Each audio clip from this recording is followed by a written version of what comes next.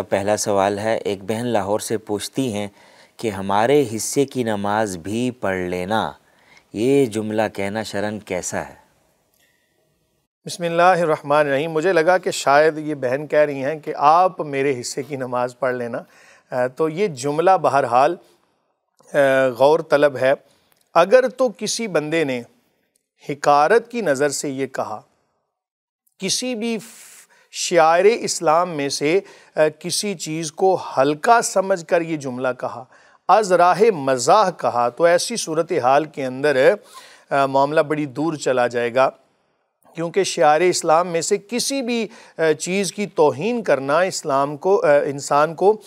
دائرہ اسلام سے خارج کر دیتا ہے۔ ایسی صورتحال کے اندر تو جناب کسی کو اگر کسی نے ایسا جملہ کہا تو اس کو کلمہ بھی دوبارہ پڑھنا پڑے گا، اگر نکاح کیا ہوا تھا تو نکاح بھی دوبارہ کرنا پڑے گا، کیونکہ اگر اس کو حقارت پر محمول کریں تو بات بڑی دور جاتی ہے۔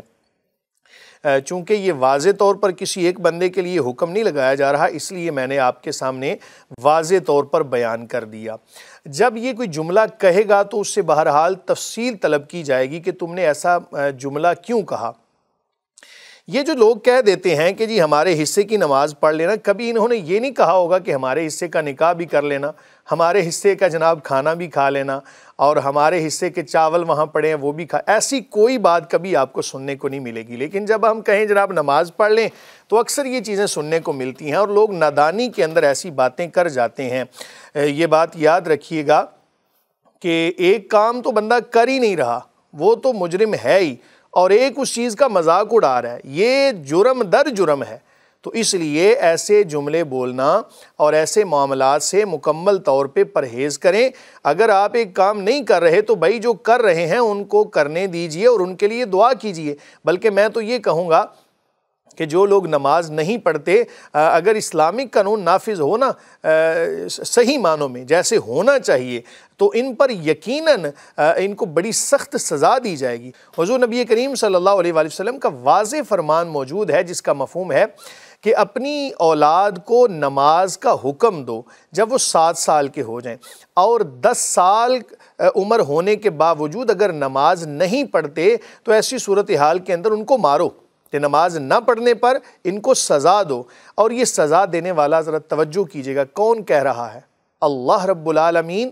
ظاہر ہے کہ نبی کریم صلی اللہ علیہ وسلم خود تو اپنی طرف سے کوئی کلام نہیں فرماتے جب تک اللہ تعالیٰ کا حکم نہ ہو، تو یہ حکم اللہ تعالیٰ کی طرف سے ہے، جس کی صفت کیا ہے؟ رحمان اور رحیم، اور نبی کریم صلی اللہ علیہ وآلہ وسلم خود رحمت للعالمین ہیں، تمام جہانوں کے لیے رحمت، اور وہ رحمت ہمیں یہ حکم فرما رہی ہے کہ اپنے بچوں کو اس حوالے سے تم سزا دو۔ بہرحال اس جملے پر غور کیجئے، اگر یہ استہزاء پر محمول کریں یعنی اس کو مزاح پر محمول کریں تب بھی یہ بڑا خطرناک ہے، اور اگر اس کو ویسے آپ مطلقاً رہنے دیں تب بھی یہ خطرناک ہے۔ اگر ایسا جملہ کہیں زندگی میں کہا، توبہ استغفار بھی کریں، اللہ تعالیٰ سے معافی بھی مانگیں، اگر حقارت پر محمول تھا تو تجدید نکاح بھی کریں۔ اگر کوئی آدمی سستی اور غفلت کی وجہ سے کہہ دیتا ہے کہ ہمارے حصے کی بھی نماز پڑھ کے آ جاؤ، بات تو وہی آگی قاری صاحب کہ جب یہ جملہ ہم کہیں گے تو نماز کی توہین اس کے اندر ہے، اور جس چیز کے اندر بھی ارکان اسلام میں سے، شعائر اسلام میں سے کسی کی توہین پائی جائے تو اس کے حوالے سے اکثر فقہا نے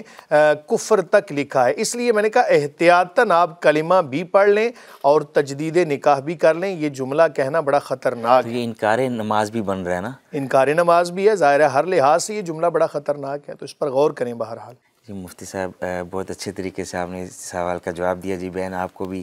اس پروگرام میں سوالات کا جواب مفتی صاحب بھی دلیل دیتے ہیں، اور قرآن پاک کی روشنی میں ہی سارے سوالات کا جواب آپ کو ملتا ہے۔ ہم دوسرے سوال کی طرف بڑھتے ہیں۔ مفتی صاحب، چکوال سے منور صدیق پوچھتے ہیں کہ تجدید نکاح کس صورت میں کیا جاتا ہے؟ برائے مہربانی تفصیلاً رہنمائی فرما دیں۔ بسم اللہ الرحمن الرحیم۔ تجدید نکاح یعنی نکاح کو دوبارہ سے کرنا، یا نکاح کی جدت کہنا، یا نکاح کو نیا کرنا کہہ لیں، کوئی بھی آپ اس کو جملہ اس کو نام دے دیں۔ یہ اس صورت میں کیا جاتا ہے کہ جب آپ کا نکاح کسی وجہ سے نکاح کے اندر کوئی خرابی واقع ہو جائے، ایسی صورتحال کے اندر تجدید نکاح کیا جاتا ہے۔ ایک صورت یہ بیان کی جاتی ہے، مثال کے طور پر کسی بندے نے اپنی بیوی کو عدت کے دوران ایک طلاق دے دی، ایک طلاق دے گا، اس کے بعد عدت ہے، ایک طلاق دی، عدت کے دوران اس نے رجوع نہیں کیا، عدت مکمل ہو گئی، اس کی ایک ہی طلاق بائن ہو گئی تھی، اور اب یہ دونوں سلو کرنا چاہتے ہیں، تو ایسی صورت میں لفظ بولا جاتا ہے تجدید نکاح کے ذریعے یہ جناب دوبارہ سے اپنا وہ رشتہ بحال کر سکتے ہیں، لیکن آئندہ زندگی میں 2 طلاقوں کا حق باقی ہوگا۔ اگر بالفرض عدت کے دوران اس نے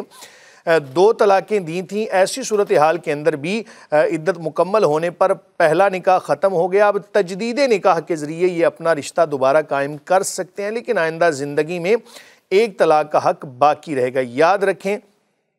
ایک نکاح کے ساتھ بندے کو 3 طلاقوں کا حق بندے کے پاس ہوتا ہے۔ اب وہ جس طرح بھی اپنے حق کو استعمال کرے، گناہ کے طریقے پر کرے تب بھی اس نے اپنا حق استعمال کر لیا، اگر جائز طریقے پر کرتا ہے تب بھی اس نے اپنا حق استعمال کر لیا۔ تو جب 3 طلاقیں ہو گئیں تو اب تجدید نکاح نہیں کیا جاتا، اب 3 طلاقیں ہو جانے کے بعد تجدید نکاح کرنا ہوتا ہی نہیں ہے۔ اس لیے ایک تو ٹرم یہ اصطلاح کے طور پر بولا جاتا ہے تجدید نکاح کا لفظ، دوسرا یہ ہوتا ہے اللہ نہ کرے کسی بندے نے کوئی کلمہ کفر کہہ دیا، زبان سے نکل گیا، یا کچھ جس طرح اس سے پہلے ہم نے مسئلہ بیان کیا کہ کسی نے شاعر اسلام، ارکان اسلام میں سے کسی کی توہین کر دی، یا کوئی بھی نبی کریم صلی اللہ علیہ وسلم کے حوالے سے ایسا کوئی جملہ اس نے بول دیا کہ جو توہین پر مبنی تھا، اہانت پر مبنی تھا۔ ان تمام تر معاملات کے اندر جب وہ اسلام سے نکل گیا تو اب دوبارہ اسلام میں داخل ہوگا، ظاہر ہے دوبارہ داخل ہونے کے ساتھ چونکہ پہلا جو نکاح تھا، جو بھی جتنے معاملات تھے سب کے سب ختم ہو گئے، اب اس کو نئے سرے سے ایک طرح سے اپنے معاملات کو شروع کرنا ہے، تو انہی میں سے ایک نکاح کی ٹرم ہے کہ اس کو تجدید نکاح کرنا چاہیے۔ میں آپ کو ایک مشورہ بھی دوں گا کہ تجدید نکاح کرتے رہنا چاہیے۔ اس کی وجہ یہ ہے نبی کریم صلی اللہ علیہ وآلہ وسلم کا فرمان، جس کا مفہوم ہے کہ آخر زمانہ میں ایک ایسا زمانہ بھی آئے گا کہ کوئی بندہ اپنی ہی زوجہ کے ساتھ غلط طریقے سے رہ رہا ہوگا، کوئی بھی آپ اس کو نام دے لیں، تو غلط طریقے سے رہنے کا مطلب مثال کے طور پر اس نے کلمہ کفر کہہ دیا، اب وہ اپنی ہی بیوی کے ساتھ تو رہ رہا ہے، لیکن کلمہ کفر کہنے کی وجہ سے اسلام سے نکلا، دوبارہ اسلام میں داخل نہیں ہوا، وہ بیوی اس کی رہی نہیں۔ علی حاصل قیاس ان تمام تر معاملات کو مد نظر رکھتے ہوئے، اور ظاہر ہے ہم انسان ہیں، ہم سے خطائیں ہوتی ہیں، اگر کوئی ایسی خطا کہ جس کی وجہ سے اللہ نہ کرے کوئی اسلام سے نکل گیا، تو اب ایسی صورتحال کے اندر اس کو تجدید نکاح کرتے رہنا چاہیے۔ اس کا طریقہ بھی ایک آسان بتا دیتا ہوں۔ گھر کے افراد آپ بیٹھے ہیں، بچے آپ کے بیٹھے ہوئے ہیں، کوئی رشتہ دار بیٹھے ہوئے ہیں، آپ گواہوں کی موجودگی میں کہہ دیں جی میں نے تم سے نکاح کیا، وہ کہے میں نے قبول کیا، یا بیوی کہہ لے کہ میں نے اپنے آپ کو تمہارے ہبہ کیا، کوئی بھی حق مہر کے طور پر درمیان میں کوئی چیز رکھ لیں، جناب آپ نے کیک رکھا ہوا ہے، کوئی فروٹ لے کر آئے ہیں، کوئی بھی ایسی چیز، کچھ پیسے آپ رکھ لیں، تو تجدید نکاح بہرحال کرتے رہنا چاہیے۔ اب بعض لوگ ایسے بھی ہیں تجدید نکاح کا بار بار کہتے ہیں جی تم نے فلاں مسلک والے کو جا کے سلام کر لیا، لہٰذا تمہارا کفر میں جانا ثابت ہو چکا ہے، جاؤ تجدید نکاح کرو، بیوی نکاح سے نکل گئی ہے۔ کیا یہ باتیں بھی ٹھیک ہیں؟ دیکھیں، جہاں تک معاملہ ہے نا مسالک کے حوالے سے، تو یہ تو بڑی لمبی تفصیل ہو جائے گی، اس لیے میں نے کہا کہ جب آپ کو دو لفظوں میں آپ 2 لفظوں میں یہی کہوں گا کہ تجدید نکاح کرتے رہنا چاہیے، احتیاط پر مبنی ہے۔ دیکھیں نا کہ ہم کم از کم اس وعید سے بچ جائیں کہ جو نبی کریم صلی اللہ علیہ وسلم نے نہیں، وہ جو لوگ بار بار کہہ دیتے تم نے فلاں کا جنازہ پڑھ لیا، اس کا جنازہ کیوں پڑھا، تم کفر میں داخل ہو گئے۔ میں آپ کے سامنے ایک فرمان رکھتا ہوں، وہ کہنا صحیح ہے ان کا، یہ تھوڑا بتا دیجیے۔ میں حضرت امام اعظم ابو حنیفہ علیہ رحمہ کا ایک فرمان سامنے رکھتا ہوں